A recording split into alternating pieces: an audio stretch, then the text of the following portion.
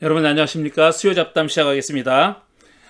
구약 성서의 하나님은 어떤 분인가? 이런 주제로 제 책 하나님 몸 보기 만지기 느끼기 이 책을 읽어가면서 설명하고 있습니다. 오늘은 언약궤에 관해서 말씀드리겠습니다. 11장인데요. 11장의 제목은 야훼의 궤, 모세쓰는 물건인고, 이런 제목이 붙어 있습니다. 자, 시작하겠습니다. 야훼의 언약궤, 야훼의 궤 혹은 언약궤라고 부르는, 혹은 증거궤라고 부르는 그 궤, 아크에 대해서 말씀드리겠습니다. 궤는 신비한 힘을 가지고 있을까라는 소제목이 붙어 있는 첫 번째 단락부터 시작하겠습니다. 이게 대체 모세쓰는 물건인고, 야훼의 궤, 영어로는 The Ark of Yahweh 또는 언약궤, The Ark of Covenant, 혹은 증거궤, The Ark of Testimony, 이런 여러 개의 이름이 붙어있는 이 궤입니다. 야훼의 궤 또는 언약궤나 증거궤라고 부르는 궤에 대한 이야기들을 다 끌어모아 읽었을 때 가장 먼저 떠오르는 질문이 바로 이거다. 어떤 질문이냐면 이게 대체 모세쓰는 물건인고? 라는 질문이라는 얘기입니다. 궤를 어디에 썼던 물건인지 도대체가 분명하지가 않습니다. 그러니까 궤의 용도 혹은 역할, 기능, 이 뭔지가 분명치 않다는 얘기입니다. 궤는 구약 성서에서 다양한 모습으로 그려져 있고 여러 용도로 사용됐기 때문에 한마디로 정의 내리기란 무척 어렵다. 하지만 궤가 긴 세월 동안 존재했고 복잡한 역사적 상황 속에서 다양한 용도로 사용됐음을 감안해 보면 그런 다양함이 그리 이상하진 않다. 궤가 어떻게 생겼는지는 궤를 제작하는 방법이 서술되어 있는 그 출애굽기의 본문을 기반으로 해가지고 대충 그려보면은 지금 여러분이 보고 있는 그런 모습일 거라고 상상할 수가 있습니다. 그렇게 생겼다고 지금 짐작하고 있는 겁니다. 자, 앞에서 얘기했듯이 눈에 보이는 형상으로 야훼를 표현하는 것에 대한 뿌리 깊은 혐오감은, 그러니까 금지하는 거죠. 혐오감은 구약 성서 종교의 중요한 특징 가운데 하나입니다. 흥미로운 사실은 그럼에도 불구하고 곧 형상을 눈앞에 두지 않았음에도 불구하고 이스라엘은 자기들 가운데 야훼가 현존한다고 믿고 정기적으로 그 야훼께 제사, 제의, 리추얼, 이 제의를 실행했다는 점입니다. 그러니까 보이지가 않는데도 불구하고 그런 야훼 하나님을 향해서 계속 제사를 드렸다는 겁니다. 예배를 행했다라는 얘기죠. 어떤 신상도 없는데, 어떤 형상도 없는데, 다시 말씀드리지만 고대 이 중동의 문화권에서는 신의 형상을 다 가지고 있었어요. 예외 없이 모든 종족이 자기들이 믿고 따르는 신의 형상을 가지고 있었는데 오로지 야훼 신을 믿는 이스라엘만 그걸 금지했다고 말씀드렸잖아요. 그렇지만 이스라엘 종교도, 야훼 신을 믿는 이스라엘 종족들도 그 야훼 신에게 형상은 없지만 여전히 제사를 드렸다는 얘기입니다. 여기서 한 가지 드는 의문은 정말 그들은 아무것도 없이 완전히 텅 빈 공간에서 눈에 보이는 물건이라고는 하나도 없이 제의를 행했을까, 제사를 드렸을까 하는 점이다. 정말 그랬을까 하는 점입니다. 야훼의 형상은 아닐지라도 그의 현존을 느끼게 해주는 눈에 보이는 물건 하나 없이도 제사를 지낼 수 있었을까? 이거 참 쉽지 않은 얘기입니다. 아무것도 눈에 보이는 어떤 형상이 없는데 거기다 대고 계속 제사를 드렸다는 거 아니에요. 아무것도 없는데 과연 그랬을까 하는 질문이죠. 구약 성서를 읽어보면 반드시 그러지 않았음을 알 수 있다. 꼭 그렇지만은 않았다는 겁니다. 아무리 형상을 반대하고 그것 없이 제의를 행한다고 해도 아무것도 없지는 않았습니다. 이스라엘의 제의에는 제단이 있었습니다. 촛대도 있었으며 짐승을 죽여서 바치는 데 사용된 도구들도 적지 않게 있었습니다. 그러니까 제사를 드리는 현장이 아무것도 없지는 않았다는 겁니다. 지금 최소한 지금 말씀드린 대로 제단이 있었고 촛대가 있었고 이건 성서의 기록들이 다 있는 거니까요. 그리고 짐승을 잡을 때 사용했던 도구들이 있었다는 거죠. 그런 것들이 있었습니다. 그 중에서 야훼 현존과 직접적으로 관련된 물건이 바로 야훼 궤였다 하는 겁니다. 제단이 있었지만 그게 야훼 현존을, 야훼가 여기 있다, 여기 지금 제사 드리는 이스라엘 백성들과 제사장과 함께 있다는 것을 보여주는 상징하는 물건은 아니었어요. 제단은 그게 아니에요. 촛대도 마찬가지입니다. 그 다음에 뭐 짐승을 잡을 때 쓰는 도구도 마찬가지예요. 그것들이 야훼의 현존을, 야훼가 그 제사를 드리는 장소에 임재해 있다는 것을 상징하는 물건은 아니었다는 겁니다. 그걸 상징하는 물건이 뭐였냐? 궤였다 이겁니다. 언약궤였다 이런 얘기입니다. 그런데 이 궤에 얄궂은 구석이 없지 않습니다. 먼저 용도만 놓고 보면 이것은 전혀 실용적이지 않았다. 제단은 제물을 올려놓는 데 썼고 촛대는 불을 밝히는 데 썼으며 칼과 같은 도구들은 짐승을 죽일 때 썼으니 그것들은 모두 실용적인 도구였습니다. 이게 용도가 있었다는 거죠. 쓰임새가 있었다는 거예요. 반면 궤는 구체적인 용도가 확실하지 않은 도구였습니다. 이게 뭐에 쓰는 물건인지가 알 수 없었다는 얘기예요. 아니, 구체적인 용도가 아예 처음부터 없는 도구가 아니었을까 하는 겁니다. 용도가 없는 도구, 쓰임새가 없는 도구, 그러니까 도구가 아닌 도구였다고나 할까? 이런 물건이었다는 겁니다. 야훼의 궤는 이스라엘이 광야에 있었을 때 만들었습니다. 출애굽기 37장에 궤를 만드는 자세한 방법에 대한 서술이 있고 그렇게 만들어진 궤는 조금 아까 보여드린 그런 모양을 하고 있었습니다. 백성들은 광야를 유랑하던 내내 갖고 다니다가 가나안 땅까지 가지고 들어갔습니다. 이 궤를 가지고 들어갔어요. 백성들이 이 궤를 들고 행진하자 흐르던 요단강 물이 멈춰서 그들은 무사히 강을 건널 수 있었다고 여호수아 3장이 기록하고 있죠. 흐르던 물이 멈춰 쓴 겁니다. 홍해가 갈라졌듯이 그렇게 스톱했다는 겁니다. 이걸 들고 여리고성 주위를 돌자 성이 무너졌다고 합니다. 여호수아 6장에 나오는 얘기죠. 유명한 얘기, 여리고성이 무너진 얘기입니다. 그때 제사장들이 이 궤를 들고 매일 한 바퀴씩 성을 돌았고 안식일날 7번 돌았다고 돼 있죠. 그 후엔 실로의 성전에 안치됐습니다. 그렇게 해서 이제 가나안 땅에 들어가서 실로를 차지한 다음에 거기 있는 성소에 이 궤가 안치되어 있다고 얘기하죠. 사무엘서에 나오는 겁니다. 나중에 다윗에 의해 궤는 예루살렘으로 옮겨졌고 예루살렘 성전이 바벨론에게 파괴될 때까지 거기에 안치되어 있었다라고 추정합니다. 그 이후로는 다윗이 궤를 예루살렘으로 옮겨온 이후에는, 그리고 솔로몬이 성전을 짓고 그 성전에다가 궤를 안치한 이후에는 궤에 대한 얘기가 거의 없습니다. 그래서 그 다음에 궤가 어떤 운명을 겪었는지 하는 것을 잘 몰라요. 그렇기 때문에 인디아나 존스 1편이 나온 겁니다. 잃어버린 성궤를 찾아서 라는 인디아나 존스 1편이 나온 거죠. 열왕기와 역대기는 성전 파괴 후 궤가 어떻게 됐는지 전하지 않습니다. 그리스어로 쓰인 제3에스라서, 이게 외경이죠. 제3에스라서는 바벨론 사람들이 그것을 자기 나라로 갖고 갔다고 전합니다. 그러나 우리가 가지고 있는 성경 안에는 궤에 대한 언급이 없다는 겁니다. 물론 인디아나 존스 영화에 보면 그 궤가 에집트에 있었죠. 에집트에. 하지만 궤의 최후에 대한 후대 랍비들의 진술은 일치하지 않습니다.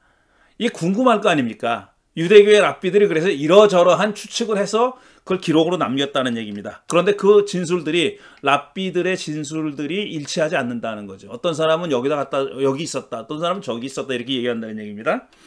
어떤 랍비는 궤가 바벨론으로 옮겨졌다고 말하지만 다른 랍비는 그렇게 되는 걸 피하려고 누군가가 궤를 잘 숨겨뒀는데 너무 깊이 숨겨둬서인지 훗날 찾지 못했다고 한다. 지금 그 궤는 어디 있습니까? 인디아나 존스 영화에 보면은 그 미국의 어떤 창고에 숨겨져 있죠. 그로부터 거의 2000년 후에 인디아나 존스와 나치가 그걸 찾겠다고 사방팔방으로 돌아다녔다는 얘기를 만들어서 스필버그가 엄청난 돈을 벌어들였는데 사실 영화 줄거리는 신빙성이 전혀 없는 얘기입니다. 지어낸 얘기입니다. 이 괴가 어디 있는지는 아무도 모른다. 어떤 고고학자가 그것을 발굴한다면 세계를 뒤흔들 뉴스가 될 것입니다. 그런데 괴는 정말 인디아나 존스 영화에 나오는 것처럼 신비한 힘을 갖고 있었을까? 이게 질문인 거죠. 이스라엘 사람들은 이 괴에 어떤 효용 가치가 있다고, 어떤 용도로 이 괴를 사용했는지 하는 것을 알아보려고 하는 겁니다. 학자들은 괴의 본래 이름이 야훼의 괴였을 것으로 추측합니다. The Ark of Yahweh. 간단하죠. 야훼의 괴였을 것이라고 추측합니다. 그냥 물론 괴라고만 부르기도 했어요. 그냥 The Ark라고 부르기도 했습니다. 그러다 나중에는 신명기 전승, 줄여서 D라고 부르는 전승, 첫 글자, 듀트로노미의 첫 글자를 따서 D라고 부르는 전승에 의해서 언약궤 또는 증거궤라는 이름이 붙었습니다. 언약궤, 그러니까 The Ark of Covenant, 증거궤, The Ark of Testimony라는 이름이 신명기 전승에 나온다는 겁니다. 신명기 전승이 이 궤를 이런 이름으로 불렀다는 거죠. 이름이 바뀐 것은 중대한 의미를 갖습니다. 그러니까 실체는 하나인데 그냥 The Ark라고 부르기도 하고 The Ark of Yahweh라고 부르기도 하고 The Ark of Covenant라고 부르기도 하고 The Ark of Testimony라고 부르기도 했으니 이렇게 실체는 하나인데 이름이 여럿으로 불린 데는 이유가 있을 것이다 라는 겁니다. 이름이 바뀌면서 그것의 의미와 역할 또한 바뀌었기 때문이다. 이에 대해서는 차차 살펴보겠고 우선은 야훼의 궤가 본래 뭐 하던 물건인지 어디에 쓰던 물건인지부터 알아보겠습니다. 두 번째 소제목은 내가 거기서 나를 만날 것이다. 그러니까 네가입니다. 이거 오타네요. 네가 거기서 나를 만날 것이다가 맞습니다. 야훼의 궤는 이스라엘이 광야 생활을 할 때 야훼의 명을 받아서 제작됐습니다. 궤를 만드는 방법은 출애굽기 25장 10절 22절 10절에서 22절과 37장 1절 9절 두 군데에서 전해지고 있습니다. 왜 두 군데에서 전해질까부터 궁금하죠. 왜 굳이 두 군데로 전해지냐는 말입니다. 궤는 하나인데 이 질문은 단순히 호기심에서 묻는 질문이 아닙니다. 두 텍스트를 나란히 놓고 읽어보면 비슷한 내용인 것처럼 보이지만 거기에는 중요한 차이가 있습니다. 37장은 그것을 부살렐이라고 하는 사람이 만들었다고 말합니다. 그러니까 실명이 거론되는 거예요. 궤를 제작한 책임자의 실명이 거론됐어요. 그 사람 이름이 부살렐이에요. 그런데 25장에는 제작자의 이름이 없습니다. 하지만 이 점이 중요한 차이는 아니고 정작 중요한 차이는 25장에는 궤 안에 증거판을 넣어두라고 명하는 내용이 나옵니다. 25장에는 궤 안에 뭘 넣어두라는 내용이 나오는데 그게 넣어둘 게 뭐냐면 증거판이라는 거예요. 증거판. 이렇게 인용할 수 있습니다. 인용하겠습니다. 너는 그 속죄판을 궤 위에 얹고 궤 안에는 내가 너에게 줄 증거판, the testimony 또는 the covenant라고 영어 성경에 번역되어 있어요. 증거판을 넣어두라. 내가 거기에서 너를 만날 것이다. I shall meet you there. 그러니까 내가 너를 거기서 만날 것이다. 그러니까 소제목에 내가 거기서 나를이 아니라 너를이군요. 너를이라고 해야 되는데 이 오타가 난 겁니다. 그러니까 I shall meet you there 그랬어요. 내가 거기서 너를 만날 것이다. 거기가 어디냐 하는 거죠. 거기가 어디냐. 내가 속죄판 위, 곧 증거궤 위에 있는 두 그룹 사이에서 이스라엘 자손에게 명할 모든 말을 너에게 일러주겠다 그랬어요. 그러니까 증거궤 위에 속죄판이 있다는 겁니다. 그리고 그 속죄판 안에다가, 증거궤 안에다가 뭡니까? 증거판을 덜어, the testimony 혹은 covenant라고 되어 있는 증거판을 거기다 넣어두라는 얘기예요. 한글 성서가 증거판이라고 번역한 말의 히브리 원어는 하에두트. 원문대로 직역을 하면 그냥 증거입니다. 증거 혹은 언약이라고 판이라는 말이 없어요. 판. 근데 판이라는 말은 짐작해서 넣은 겁니다. 그냥 증거 혹은 언약이라는 거는 추상명사잖아요. 근데 그걸 적은 어떤 판인 겁니다. 영어 성경에도 판이라는 말이 없이 태블릿이라는 말이 없이 그냥 테스티모니라고만 번역했습니다. 그러니까 히브리어를 직역한 거죠. 하지만 내용상으로는 어떻게 되어 있냐면 많은 주석가들은 십계명 돌판을 염두에 두고 이걸 증거판으로 여깁니다. 물론 지금 말씀드린 원문에는 그냥 증거 혹은 언약이라고만 돼 있어요. 이어간 겁니다. 증거판으로 이해한다고 해서 크게 문제되지는 않는다고 저는 생각합니다. 뭐냐 그냥 추상명사 형체가 없는 걸 넣어두라는 말은 아니고 증거 혹은 언약이 기록되어 있는 뭔가 판, 옛날에 뭐 종이가 있는 게 아니니까 판이죠. 태블릿이죠. 태블릿을 넣어두라는 뜻으로 이해하는 것이 적절하겠다라는 얘기입니다. 자, 출애굽기 37장에는 언급되지 않은 증거판이 25장에는 있습니다. 다시 말씀드립니다. 야훼는 그것을 궤에 넣어두라고 명한다. 궁금해하던 궤의 용도가 여기서 밝혀진 셈입니다. 그러니까 궤는 뭐 하는 거냐 하면은 증거판을 넣어두는 상자라는 거죠. 궤는 증거판을 넣어두는 용도로 쓰였던 물건입니다. 그런데 학자들은 이것이 이스라엘에만 있었던 특이한 물건은 아니라고 말합니다. 이스라엘에만 있었던 건 아니라는 거예요. 고대 중동 지역에서는 통상 신과 사람 사이에 맺어진 언약의 문서를 궤에 담아서 신전 같은 데 보관해 두었기 때문입니다. 그러니까 이스라엘에만 특이한 현상은 아니라는 겁니다. 다른 종족들도 이런 비슷한 관습을 가지고 있었다는 얘기죠. 그럼 야훼의 궤 역시 당시 흔히 주변에 널려 있던 것과 똑같은 용도를 가진 궤였을까? 그런 기능을 하는 궤였을까? 아니면 다른 궤들에게는 없었던 특별한 의미와 용도가 있는 그런 특별한 궤였을까 하는 질문에 대한 답을 찾아보겠습니다. 우선 눈에 띄는 점은 야훼가 말하기를 내가 거기에서 너를 만날 것이다 라고 말했다는 사실입니다. 그러니까 만나는 장소라는 거예요. 더 만날 뿐 아니라 내가 속죄판 위, 곧 증거궤 위에 있는 두 그룹 사이에서, 그룹은 천사 비슷한 겁니다. 그런 형상이에요.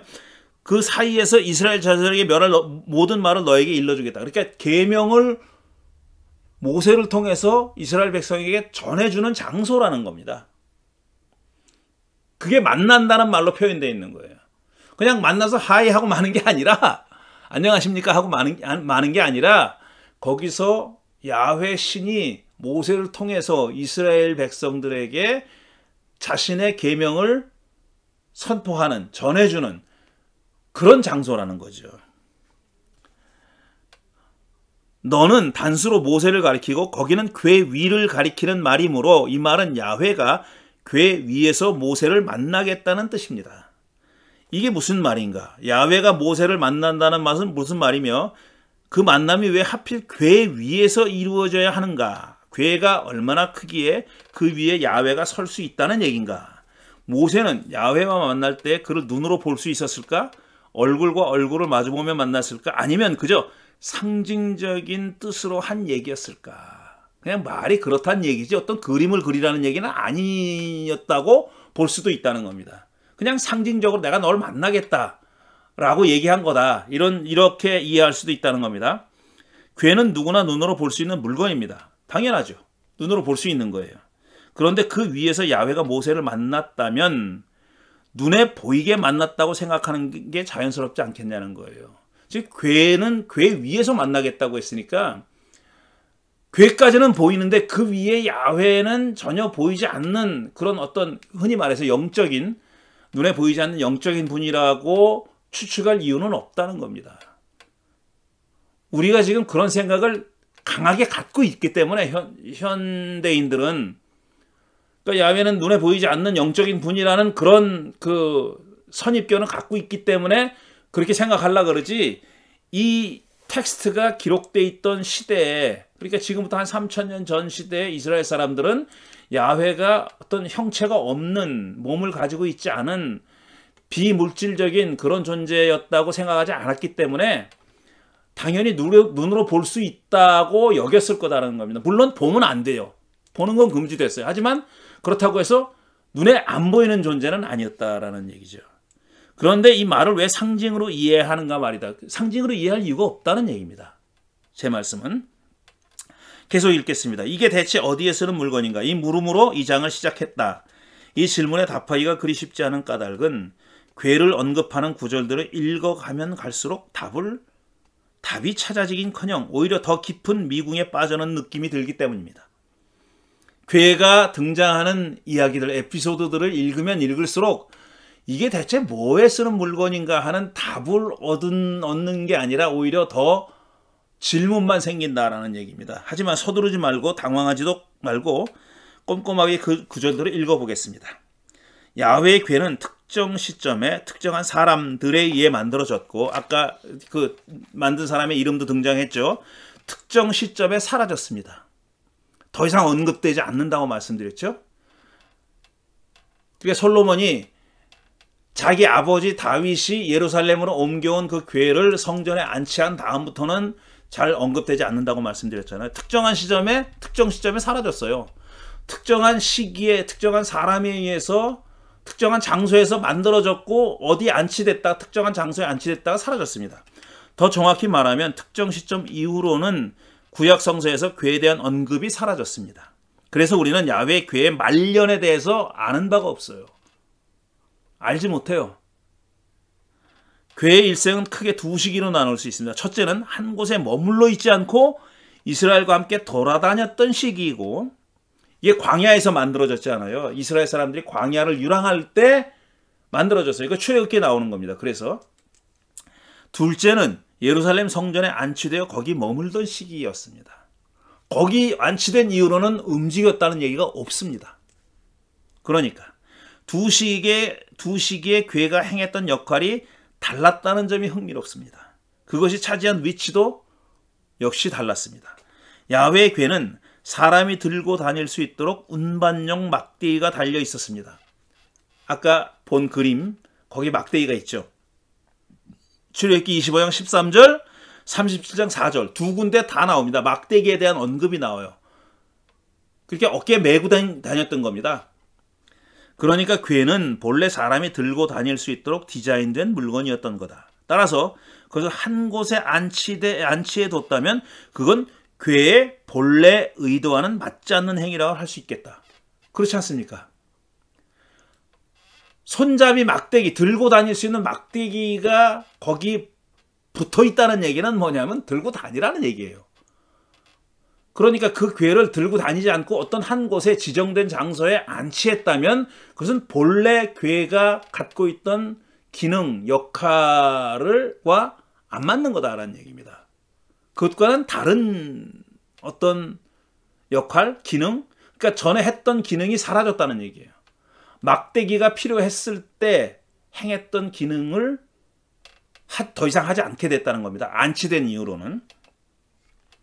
애초에 한 곳에 둘 요량이었다면 운반용 막대를 만들 필요가 없었을 터이니 말이다. 괴도 그렇고 다음 장에서 살펴볼 장막도 그렇고 그것들이 갖고 있는 이동 가능성 또한 운반 가능성은 야훼의 성격과도 잘 맞아떨어집니다. 왜 야훼가 이런 식으로 괴 혹은 장막을 만들라고 했냐 하면은 바로 그게 야훼가 가지고 있는 어떤 본성, 특성과 맞아떨어지기 때문이다라는 겁니다. 그게 저는 이동성이라고 본 겁니다. 움직이는 신. 야훼 하나님은 움직이는 신. 어디 한 곳에 북박이로 이렇게 거기 그냥 사는 신이 아니라 늘 돌아다니는 신, 움직이는 신이라는 거죠.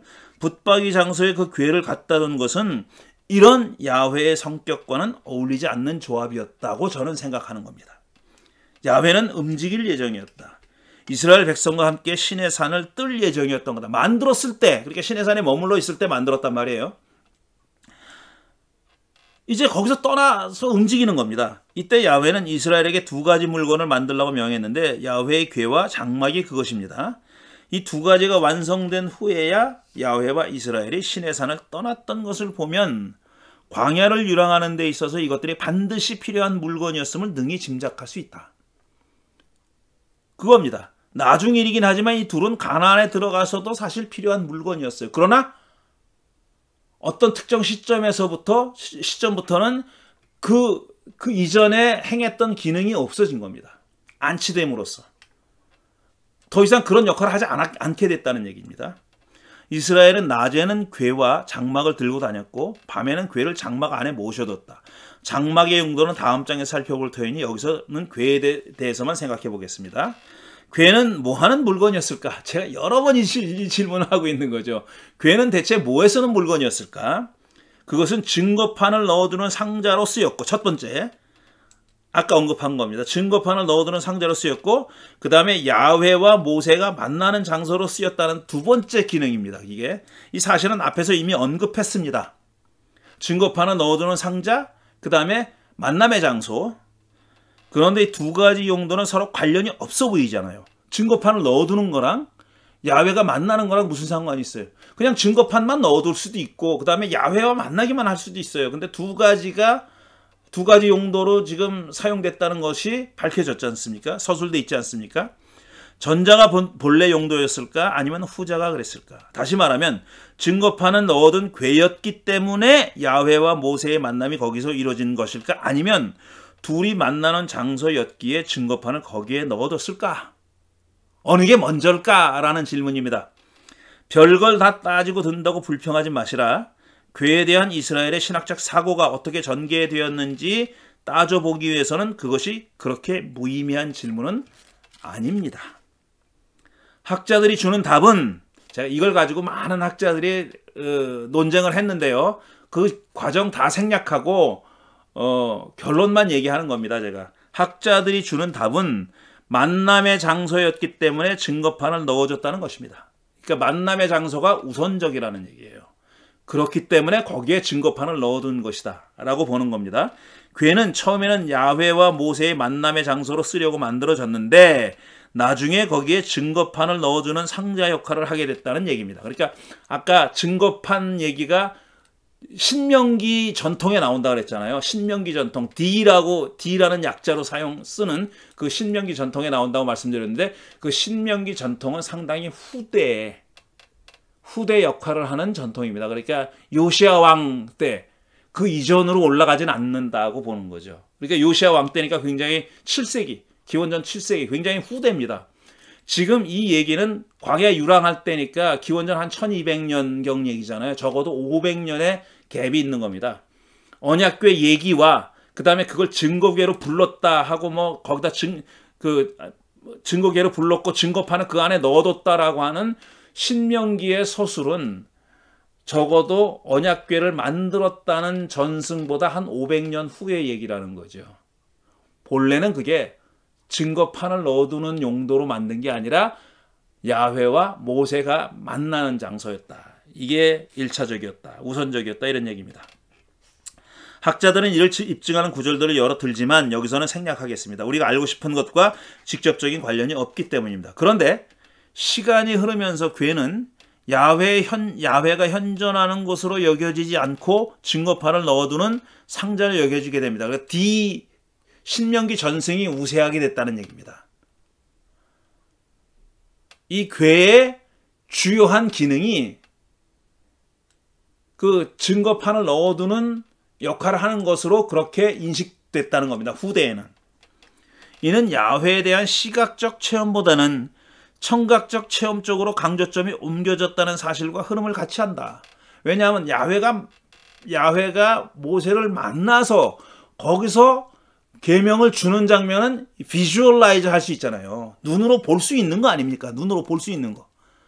물론 여느 사람들이 보면 죽는다고 돼 있어요. 하지만 거기서 그런 일이 일어났다고 이스라엘 사람들이 믿었다는 겁니다. 그런데 그렇게 눈으로 눈으로 보는 일보다는 귀로 듣는 일이 지난주에 말씀드린 겁니다. 둘째 계명할 때.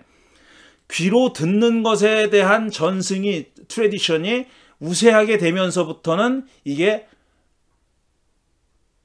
야훼의 계명을 기록한, 그러니까 보는 게 아니라 비전을 보는 게 아니라 그게 이미 적혀 있는 그 증거판의 기능이 더 강조됐다는 겁니다. 그러니까 더 이상 보는 게 아니라 이제는 증거판을 읽어주는 거니까 듣는 거예요. 듣는 쪽의 전통이 강해졌다는 얘기죠. 시간이 지나면서 괴의 역할이 달라진 것은 이 같은 신학적 추세가 반영됐다는 얘기입니다. 이 문제는 나중에 더 살펴보기로 하고 여기서는 야훼 현존, the presence of 야훼, 그 야훼가 현존하는 장소로서의 괴에 대해서 조금 더 살펴보겠습니다. 그러니까 이스라엘 사람들은 이 괴를 만들어 놓고 거기 야훼가 계시다. 현존한다. 거기 있다. 이렇게 믿었잖아요. 그런 야훼가 현존하는 장소로서의 괴에 대해서 조금 더 얘기해 보겠다는 겁니다. 전리품이 아니라 애물단지가 된 괴라는 소제목이 붙어있는 그 대목을 읽어보겠습니다. 야훼의 괴하면 빼놓을 수 없는 얘기가 사무엘상 4장에서 6장에 나오는 블레셋과의 전쟁 이야기입니다. 이거 매우 흥미로운 얘기죠. 이스라엘이 전쟁터에 괴를 갖고 나갔다가 크게 봉변당한 바로 그 얘기 말입니다.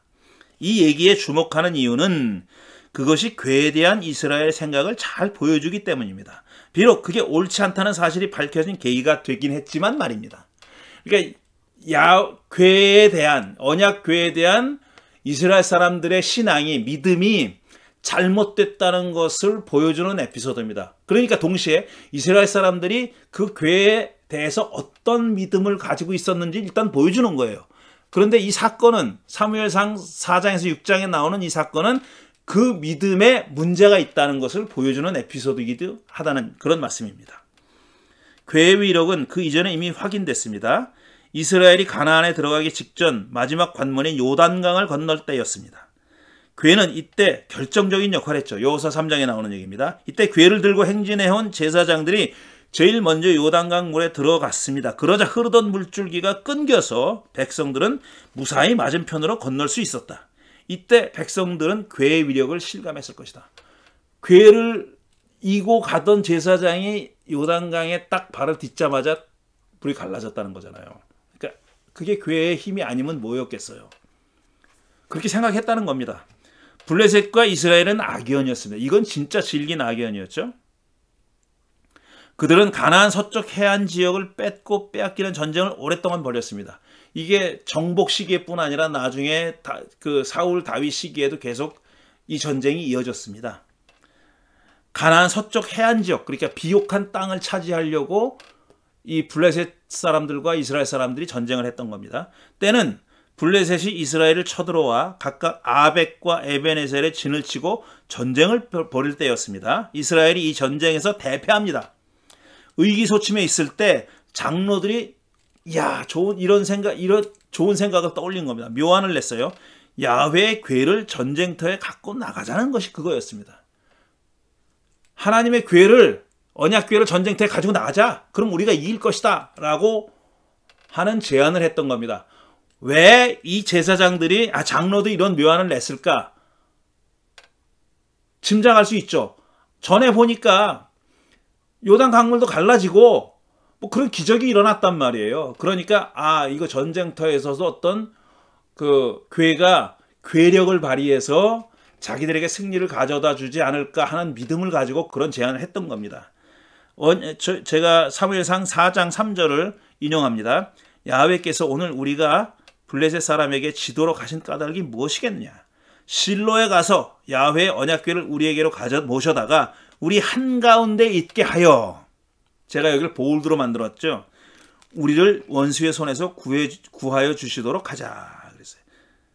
여기서 우리 한가운데 있게 하여라는 말이 눈에 띕니다. 이 말은 야훼가 이스라엘 백성 가운데 현존한다는 divine presence, 신이 거기 우리와 함께 있다, 임마누엘이다 이겁니다. 그 야훼의 현존을 표시하는 전형적인 표현입니다. 장로들은 야훼의 현존의 표현인 언약궤를 전쟁터에 갖고 나가서 전투에서 승리하고 싶었던 겁니다. 그것이 승리를 보장한다고 믿고 그렇게 제안했던 것입니다. 여기서도 궤가 단순히 야훼 임재의 실체 없는 상징에 불과하지 않다는 점이 분명히 드러납니다. 이게 상징이 아니라 뭔가 실체가 있으니까 그 실체의 힘을 믿고 궤를 가지고 나간 거예요. 비록 자기들의 눈에 보이는 것은 궤밖에 없지만, 야훼가 눈에 보이진 않지만 거기 야훼가 계시다고 믿었기에 힘을 발휘할 수 있다고 그렇게 믿었던 거죠. 그게 단순히 상징이었다면 굳이 그걸 전쟁터로 가져가진 않았을 거다. 이스라엘은 비록 눈엔 보이지 않더라도 궤 위에 실제로 야훼가 앉아있다고 믿었다는 얘기다. 자, 이스라엘은 궤를 진지로 가져왔습니다. 그러자 모든 이스라엘 백성들이 땅이 진동하도록 환호성을 올렸다고 합니다. 아, 이제 이겼다. 야훼의 궤가 왔으니 우리가 이겼다. 이렇게 믿은 겁니다. 마치 전투에서 이미 이기기라도 한 듯이 말입니다. 근데 재미있는 사실은 뭐냐면은 그들이 왜 환호성을 올렸는지 알게 된 블레셋 사람들, 그러니까 적군입니다. 그들도 두려워서 사시나무 떨듯이 떨었다는 점이 이게 재미있는 일 아니에요. 그러니까 적들도 야훼의 궤가 갖고 있는 힘을 믿었다는 얘기예요. 그런 힘을 갖고 있다고 생각했다는 겁니다. 그들은 이제 우리에게 화가 미쳤다. 일찍 이런 일은 없었다. 누가 저 강력한 신의 손에서 우리를 건질 수 있겠느냐라며 떨었다고 했습니다. 자, 바로 직전 전투에서 자기들이 이겼어요. 블레셋이. 그러니까 사기가 충천해야 되는 거 아니에요. 이겼으니까. 그런데 궤가 전쟁터에 등장하자 이들은 사시나무 떨듯이 이젠 졌구나 우리가. 이렇게 생각했다는 겁니다. 그들도 궤의 위력을 알고 있었고 그것이 이스라엘에게 승리를 가져다 줄 것이라고 생각했다는 얘기입니다. 하지만 그들은 블레셋 사람들아 대장부답게 힘을 내어라. 그렇지 않으면 우리는 히브리 사람들의 종이 될 것이다 라면서 죽기 살기로 전투에 나섰습니다. 결과는 어떻게 됐습니까? 놀랍게도 이스라엘은 대패하고 블레셋이 대승했습니다. 궤를 전쟁터에 갖고 나갔음에도 불구하고 블레셋이 이겼습니다. 그뿐 아닙니다. 그들은 궤를 블레셋에게 빼앗기기까지 했습니다. 블레셋이 그러니까 전리품으로 야훼의 궤를 탈취한 거예요. 전리품으로 탈취한 겁니다. 뺏어왔어요. 그냥 이긴 게 아니라 이스라엘이 그냥 패배한 게 아니라 자기들에게 승리를 보장해 줄 것으로 믿었던 그 궤를 빼앗겼습니다. 어떻게 그런 일이 일어났단 말인가? 그 궤는 단순한 궤짝이 아니지 않는가? 야훼 현존의 상징, 아니 야훼의 현존 그 자체가 아니던가? 그런 궤를 어떻게 빼앗길 수 있고 또 빼앗을 수 있단 말인가? 그렇다면 야훼의 현존을 빼앗겼다는 얘기 아닌가? 그것이 빼앗고 빼앗길 수 있는 거였나? 아니다. 그건 절대 아닐 거다. 그렇다면 블레셋이 궤를 빼앗아 가기 전에 야훼는 어디론가 떠나버렸을까?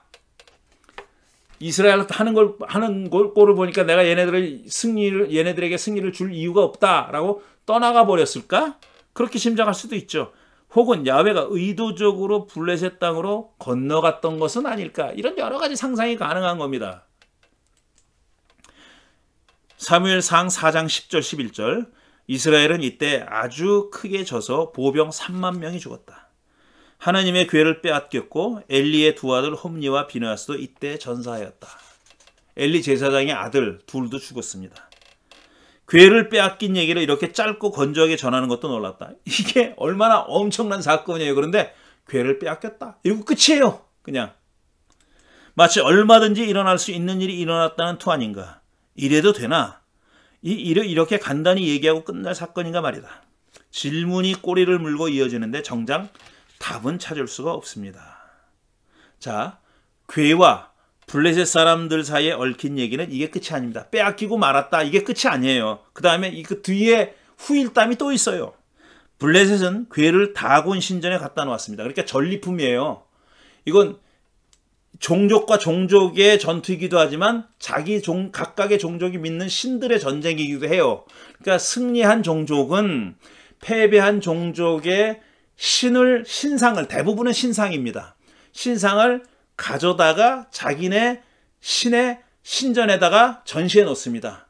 우리가 이렇게 이겼다. 우리 신이 니네 신을 이렇게 이겼다라는 거예요. 근데 야훼 신은 형상이 없잖아요. 그 대신 그러니까 언약궤를 갖다 놓은 겁니다. 전리품으로 갖다 놓은 거예요. 이는 고대 중동 지역에서 전쟁에서 이긴 편이 진편의 신상을 전리품처럼 자기네 신전에 갖다 두는 관례에 따른 것이니 놀랄 일이 아닙니다. 그냥 늘 하듯이 다른 종족들도 하듯이 그렇게 한 겁니다. 그런데 거기서 심상치 않은 일들이 잇따라 일어나게 됩니다. 이게 다른 어떤 그 고대 중동에는 이런 기록이 없어요. 이긴 종족이 진 종족의 신상을 가져다 놨어요. 전리품이에요. 그럼 끝이에요. 그냥 전리품으로. 근데 여기서 지금부터 얘기할 그런 에피소드는 다른 어디서 찾아보기 힘든 그런 에피소드라는 겁니다. 그런데 거기서 심상치 않은 일들이 잇따라 일어나게 된다. 아침에 일어나 보니 다곤 신상이 박살난 채로 궤 옆에 엎어져 있었다는지 아스돗 사람들이 종기에 시달렸다는지 하는 그런 괴이적인 일들이 일어납니다. 괴상한 일들이 일어나요. 근데 그런 일들이 벌어지니까 블레셋 사람들이 두렵지 않겠습니까?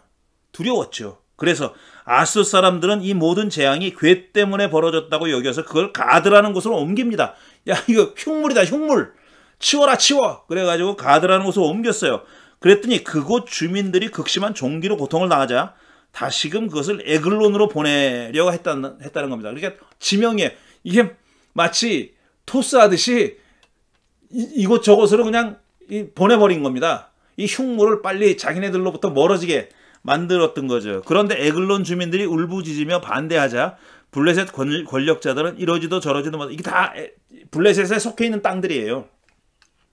이러지도 저러지도 못하고 엉거주춤하다가 7달이나 지난 다음에 온갖 재물을 바쳐서 궤의 진노를 달랜 다음 이스라엘로 되돌려 보냈다는 겁니다.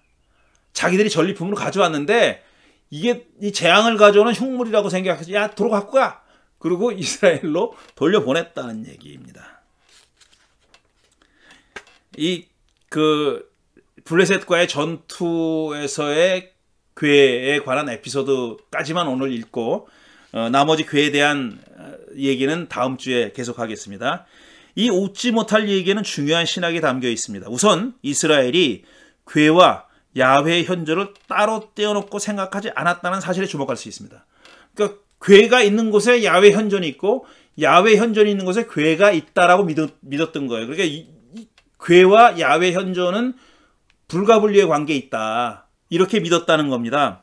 그들은 야훼가 오로지 궤에만 현존한다고 믿지는 않았지만 그들은 궤가 있는 곳에 야훼가 있고 야훼가 있는 곳에 궤가 있다고 믿었던 것이 분명합니다. 하지만 그들은 전쟁 때마다 궤를 전쟁터에 들고 나가지는 않았습니다. 그런 기록이 이거밖에 없어요. 궤를 들고 나갔다는 얘기가 이거밖에 없어요.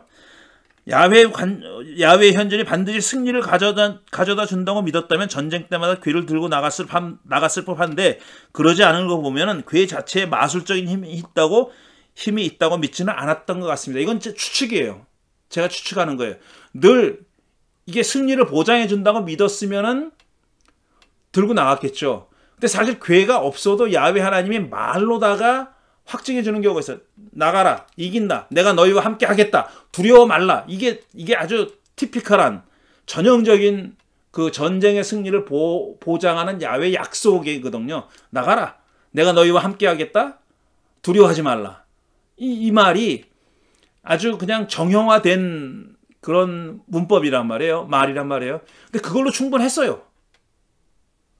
전쟁 때마다 궤를 들고 나간 건 아니에요. 근데 한번 지고 나니까 이렇게 한 겁니다. 이 이스라엘 사람들이. 그러니까 궤 자체에 어떤 마술적인 힘이 있다고 믿지는 않았던 것 같다는 말은 늘 들고 나가지는 않았다는 사실에서부터 유추해낸 겁니다. 근데 마술적인 힘이 있다고 믿었기 때문에, 마술적이라는 말이 좀 어폐가 있을 수 있지만 그 어떤 힘이 있다고 믿었기 때문에 블레셋과의 전투에서 들고 나간 건 사실이에요. 그러니까 이 말이 딱 그렇게 안 왔던 것 같다라고 얘기했잖아요, 제가. 그러니까 단언적으로 얘기한 건 아닙니다. 단언한 건 아닙니다. 블레셋과의 전쟁에 궤를 들고 나갔던 이유는 앞선 전투에서 패배한 데 따른 비상대책이었을까? 저는 그렇게 생각하는 거죠. 여리고성 함락 경우를 빼면 이런 일은 전에도 없었고 후에도 없었습니다. 궤가 전쟁에서 승리를 가져다 준다는 생각은 오히려 블레셋 사람들에게 더 친숙했던 것으로 보입니다. 그들이 이스라엘이 궤를 전쟁터에 갖고 온다는 소문을 듣자마자 두려움에 떨었으니 말입니다. 그러니까 블레셋 사람들도 그런 비슷한 신앙을, 믿음을 가지고 있었다라는 거죠. 이 얘기에서 우리가 주목해야 할 대목은 이스라엘이 궤를 승리를 보장하는 물건으로 믿었는가 여부가 아니라 그 믿음이 부참하게 깨졌다는 사실입니다. 정말 그들이 믿었는지 안 믿었는지 몰라요. 이 에피소드만 가지고 보면 믿었던 것 같아요. 그런데 벌어진 실상은 뭐냐면 그 믿음이 무참하게 깨진 거예요. 궤를 가지고 나왔는데도 졌습니다. 졌을 뿐 아니라 궤를 빼앗겼어요. 전리품으로 빼앗겼어요. 그러니 그들이 그렇게 믿었다면 얼마나 비참하게 그 믿음이 깨진 겁니까? 완전히 산산조각 난 거죠. 물론 믿지 않았다면 그 믿음이 깨지는 일도 없지만 여기서 방점은 믿음이 깨졌다는 데 있어요. 믿었다고 우리가 짐작할 수 있는 거죠. 하지만 이 말은 괴를 야훼 현존의 표현으로 믿었던 믿음이 깨졌다는 뜻이 아니다. 그것이 여전히 야훼 현존의 표현이란 사실은 블레셋이 괴 때문에 엄청난 재앙에 시달렸다는 데서 입증된다. 여전히 그 괴에 야훼가 계셨기 때문에 그런 재앙이 블레셋에 내려진 거죠. 괴는 여전히 힘을 갖고 있었다. 괴는 다곤 신상을 넘어뜨리고 블레셋 사람들을 종기에 시달리게 할 힘을 유지하고 있었던 것이다. 그러면 블레셋과의 전투에서 괴는 왜 그렇게 무력했을까? 아니면 기능하지 않았을까? 이스라엘에게 승리를 주지 않았을까 하는 겁니다. 야훼가 어디론가 잠시 외출한 사이에 전투가 벌어졌던 걸까? 이건 제가 시니컬하게 얘기한 겁니다. 사무엘상 4장에서 6장의 괴 얘기는 구약성서 안에서 매우 오래된 얘기라고 주장하는 학자들이 적지 않습니다. 이건 아주 오래된 얘기다. 오래된 전승이다 라는 얘기입니다. 괴가 전투에서 승리를 보장한다느니 괴 때문에 종기에 시달린다느니 하는 얘기들이 현대인들에게는 미신적으로 들리기 때문이다. 물론 이런 문제는 있어요. 이게 참 오래된 얘기야. 오래된 전승이야 라고 학자들이 생각할 때는 거기에 이런 마술적인 요소들 혹은 미신적인 요소들이 들어있기 때문에 그렇게 생각하는 거예요. 그건 순환 논법입니다. 미신적인 요소들이 들어있기 때문에 그렇게 생각하기도 하지만 그렇게 생각하기 때문에 또 미신적인 요소들이 그 증거라고 생각하는 거예요. 이건 좀 순환 논법 같은 거죠. 하지만 이 얘기의 중요성은 그런 미신적인 내용을 뒤집어 엎어버렸다는 사실에 있습니다. 괴를 가지고 나가면 승리한다. 왜? 야훼가 거기 현존하는 거니까. 야훼가 현존하면 반드시 승리한다라는 그런 믿음이 깨진 겁니다. 정확하게 말하자면 완전히 뒤집어 엎지는 않았지만 괴를 전쟁터에 갖고 나갔음에도 불구하고 이스라엘이 패했다는 사실은 괴의 위력이 해체되고 있음을 보여주는 얘기가 아니냐 하는 겁니다. 이 사건이 갖고 있는 중요한 신학적 의미는 괴의 위력이 유지됐는가 여부에 있지 않습니다. 그것은 이 얘기가 보여주는 야훼의 현존, 특히 그것의 이동성에 관한 신학적 성찰에 있습니다. 모빌리티. 이 괴의 이동성에 관한 신학적 성찰의 중요성이 있다는 얘기입니다. 야훼의 현존이 도대체 무엇인가? 야훼가 지금 여기 있다는 것이 아닌가? 그렇다면 야훼가 지금 여기 있다는 게 무엇을 뜻하나? 그것은 기본적으로 야훼와 사람 사이에 소통이 가능하다는 뜻이다. 여기 지금 있다는 얘기는 뭐냐면은 소통이 가능하다는 의미지 여기 있기 때문에 승리를 보장해 준다든가 뭐 그런 마술적인 힘을 가지고 있는 얘기가 아니라는 얘기입니다. 그런 뜻이 아니라는 얘기. 앞에 인용했던 그 말에도 뭡니까? 다시 돌아가면은 내가 속죄판이고 증거판 위에 있는 두 그룹 사이에서 이스라엘 자손에게 명할 모든 말을 너에게 일러주겠다. 그 다음에 내가 거기에서 너를 만나겠다 그랬잖아요. 만나겠다. 이건 뭡니까? 만나고 보면 얼굴 보고 하이 하고 만나는 얘기 아니잖아요. 만나겠다는 얘기는 소통하겠다는 얘기예요. 모세가 이스라엘 백성들을 대신해서 야훼께 말하고 또 야훼가 모세를 통해서 이스라엘에게 당신의 뜻을 전하고 이 소통한다는 얘기입니다. 만난다는 얘기예요. 그러니까 현존이 상징하는 바가 뭐냐면은 소통 가능성이라는 겁니다. 소통 가능성. 야훼는 왜 이스라엘 가운데 현존하는가? 그들과 소통하기 위해서다. 그들에게 힘자랑하려고 선전하는 게 아니지 않는가? 야훼가 소통하기 위해 이스라엘 가운데 현존하는 것, 이것이 바로 야훼와 이스라엘 사이에 맺어진 언약관계의 핵심적 내용입니다. 언약관계, 그러니까 covenantal relationship이라고 하는 매우 중요한 구약성서의 신학적인 개념, 구약성서 신학의 한 단면, covenantal relationship, 언약적 관계라는 것의 핵심에 자리 잡고 있는 것은 뭐냐면 소통 가능성이다. 커뮤니케이션이다. 소통 가능성이다라는 겁니다.